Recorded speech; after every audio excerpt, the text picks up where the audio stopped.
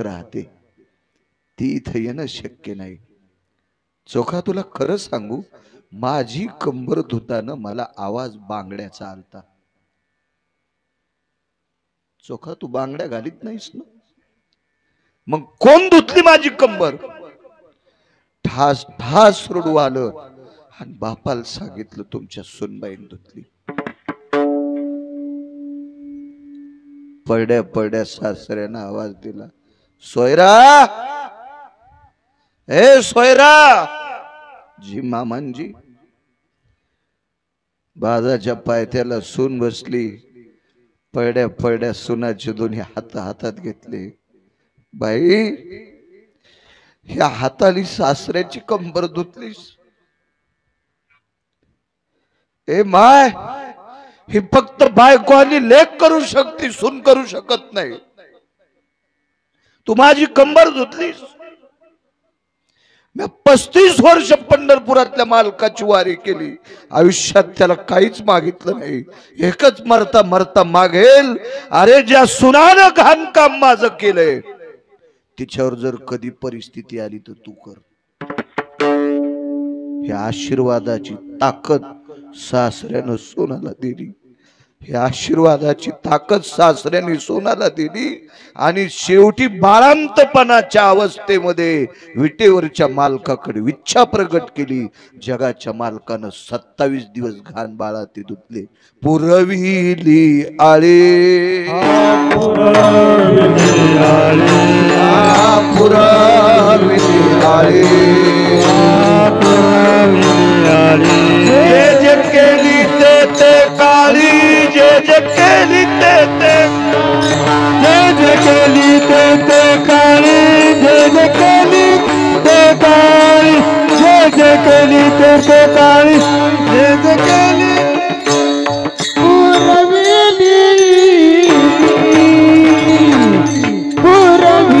आडी, पुरविली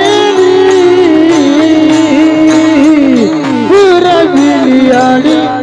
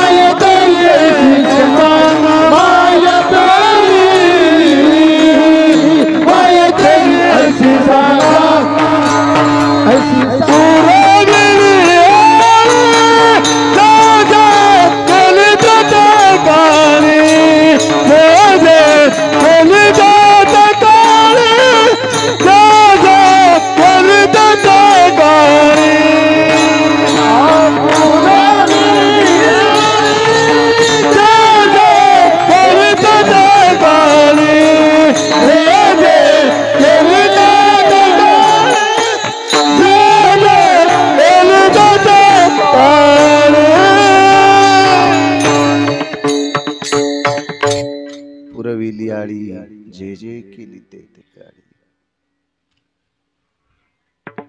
78 लोक पंक्तीला बसले. पुरावा क्रमांक 3.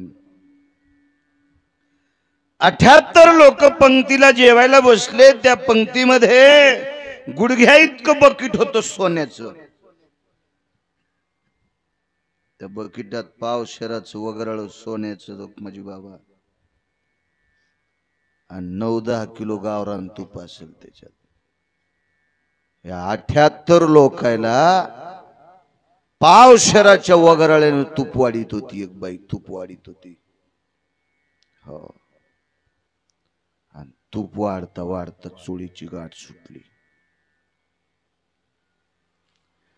78 लोकांमध्ये 2 लोक तात्विक, बाकी सगळे नालायक, शिमग्याचा उर्यो. आणि इकडच्या पंक्तीला 5च लोक, ते 5 लोक पती होते. पती धर्म, भीम, अर्जुन, नकुल आणि सहदेव. इकडे दुःशासन, मी त्याला दुःशासन म्हणत नाही, दुःशासन आहे. जयद्रथ्या, शकुन्या, दुर्योधन्या, हे नालायक 78 लोक होते. 78 नालायक, हलकट होते, निर्बुद्ध होते, दुराचारी होते, भ्रष्ट होते.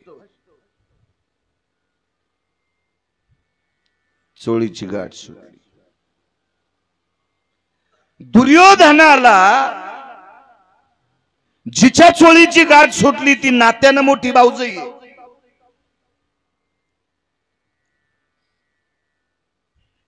वागणं काय असेल, बोलणं काय असेल, स्वभाव काय असेल, ते आपण नाही डोक्यात घ्यायचं. सगळ्याला त्या अवस्थेचं प्रेम भेटत नसते. पण वैचारिक पातळीनं मोठ्या भावाच्या बायकोला आई समान दर्जा असावा. आवडत नसेल बोलू नका, त्याबद्दल दुमत नाही, पण दर्जा खाली येऊ द्यायचा नाही.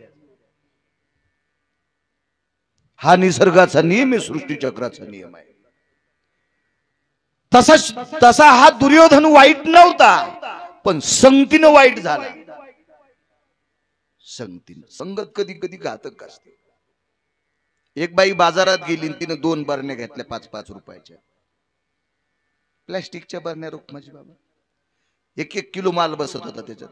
पण घरी आल्यावर तिनं 5-5 रुपयाच्या बरण्यात एका बरणीत मीठ टाकलं आणि एका बरणीत गावरान तूप टाकलं. तूप 600 रुपये किलोचं. बरणीचे 5 आणि तुपाचे 600.